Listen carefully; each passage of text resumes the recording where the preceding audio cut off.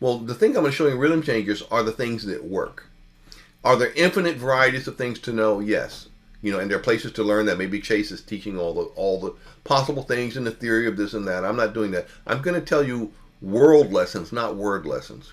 Word lessons are what you can write on a blackboard, theoretical. I'm telling you world lessons that if you got on the stage with Kenny Garrett tomorrow, what the expectation would be of him, and that you know these things that are most important things to play first.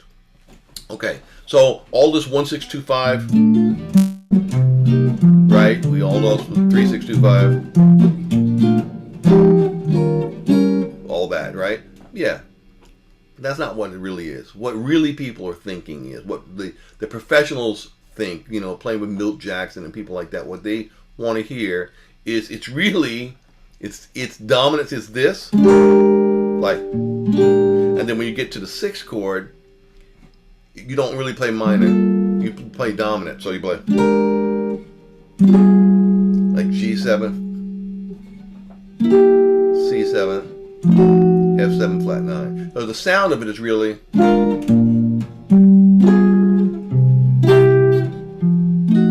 that's the usable sound for professionals. If any gig I do, they say rhythm changers, I'm thinking, I'm not thinking. That's if you're listening to a Bucky Pizzarelli record and it's duo, and you like that, great. But playing in a jazz context, particularly in a modern jazz or bebop context, it's not that aesthetic. That's really from the swing aesthetic, but it moved me from that. So the good news about playing this, well, for us as guitar players, that's all 13th chords. Just the bass note changes. You play B flat 13th, and right? You play D flat 13, which is default G7 sharp 9, right? So then C13, then F7. So you're playing, the bass is changing.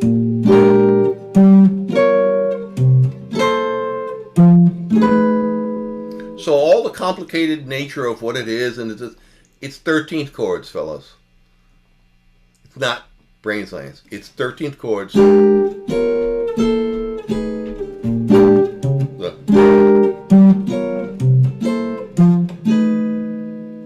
That's the main thing to know. Then you can mix that up. If you want to mix that up with minor chords.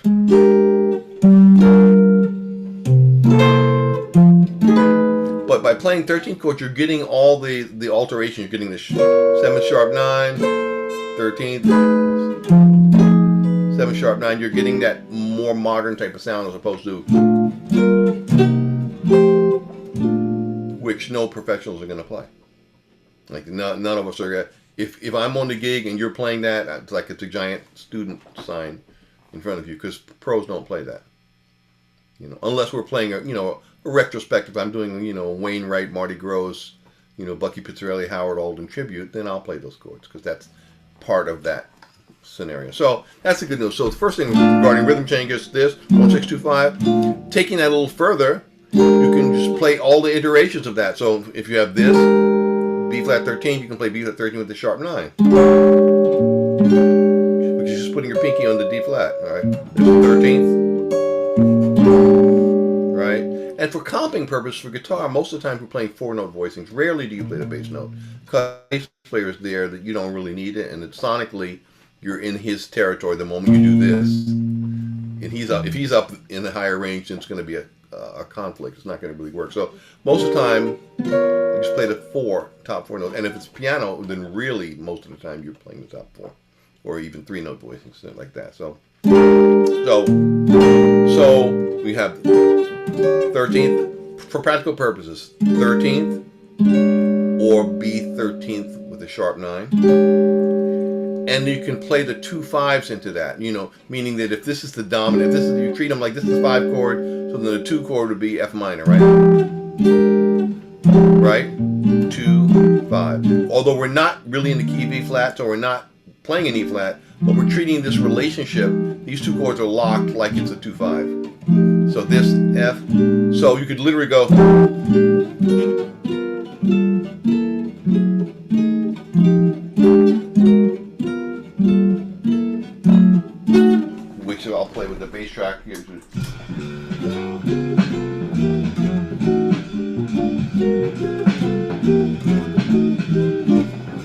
Why? Because we do that 2 chord because that opens up the world of 2/5. It opens up the world to. If we don't play that, we can still play that, but this chord is implying.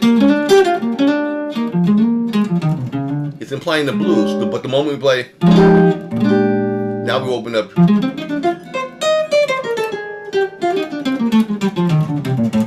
It opens up those kind of linear ideas. So you have 13th, sharp 9.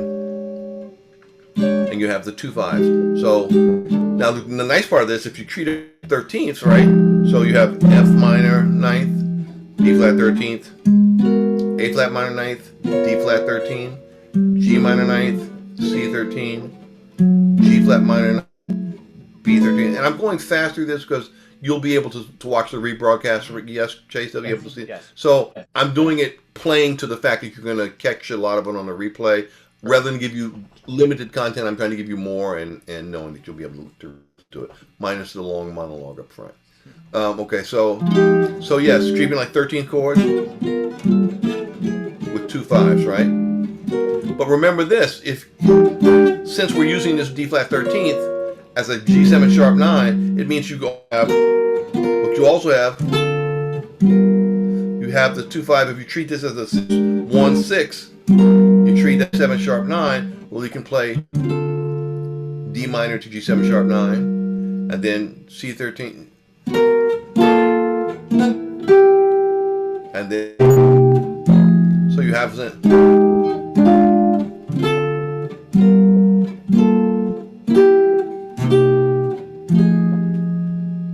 You hear how that's already becoming a quote-unquote hipper sound?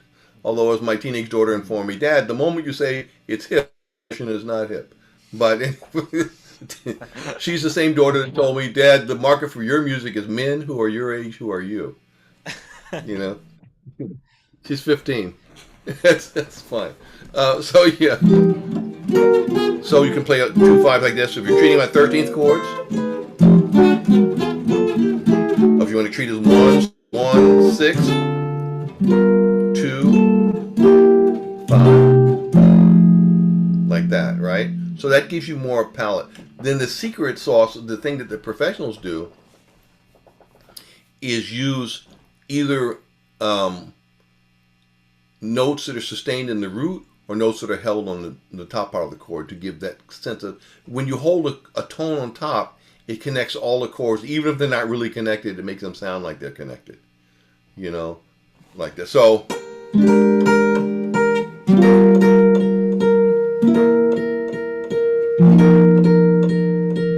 then literally whatever else I play,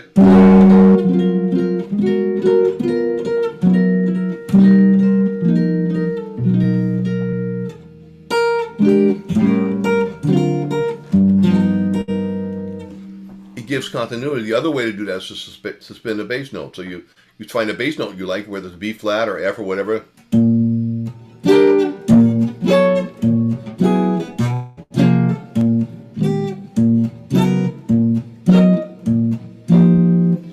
That suspended idea and then drop in some chords that make sense every now and then, it sounds like, wow, he's out there, he's playing all these incredible substitutions, and they might be incredible or not, but the sound is incredible because why? Because it sounds like it's right. Why? Because you're playing notes the ear can recognize. Oh, and it's going to start listening. If you hear if you hear the amp humming, it's just because it doesn't know the words. But so if you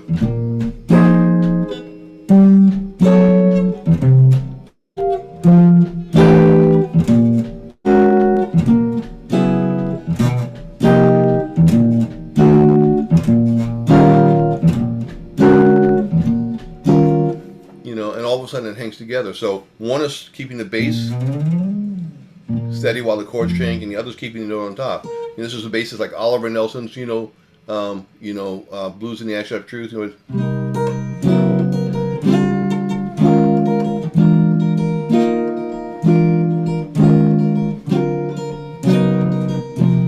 It's just keeping that note there, and it can be this note.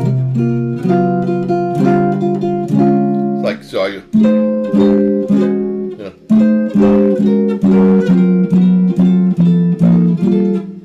sudden it's like you're like, you know, Gil Evans Reharmonization.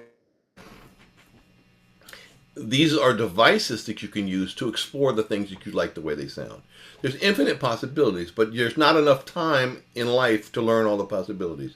If you're trying to learn everything about how to play anything, you're going to fail. On the other hand, you have to be willing to be bad at something before you're good at it. Anything you're not willing to be bad at, you'll never get good at. Because we're all bad at the thing when we try to learn it, and then we get good at it. So you have to be willingness to suck before you don't suck. You know, that's just kind of the way it is. And a lot of people quit because they're like the pain of like, oh, I'm not, it sounds bad.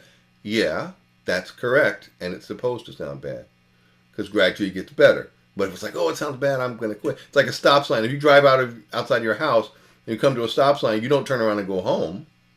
You come to a stop sign, you stop, you look both ways, you figure out where you're going, make your next move, and keep going. What you just watched comes from our Jazz Master Sessions. Now that's a clip of a longer masterclass. Every single month, I get one of the world's best jazz guitarists into Chase's Guitar Academy, and we have an hour masterclass session. And these are very focused masterclasses. This isn't just a general Q&A, although there is time for questions at the end. We focus on a very specific topic and go deep. The two ways you can access the Jazz Master Sessions is either the recordings via the basic plan of Chase's Guitar Academy, or as the standard plan, you actually get to attend these live and interact with these masters. In the past, we've had guys like Dan Wilson, John Story, Stefan Remble, Barry Green, Rodney Jones, Will Brahm, Chico Pinheiro, so many more. It's a really great time. I know you'll love it. I always get such great feedback, and students have so many amazing breakthroughs and insights after watching and attending these that I invest the money into the students so that they can access this. It's not cheap, but I think it's a great thing to do for the members, and nowhere else does this. So if you want access, sign up, 14-day free trial for Chase's Guitar Academy. Either of the options you'll be able to access. Thanks, and I'll see you in another video.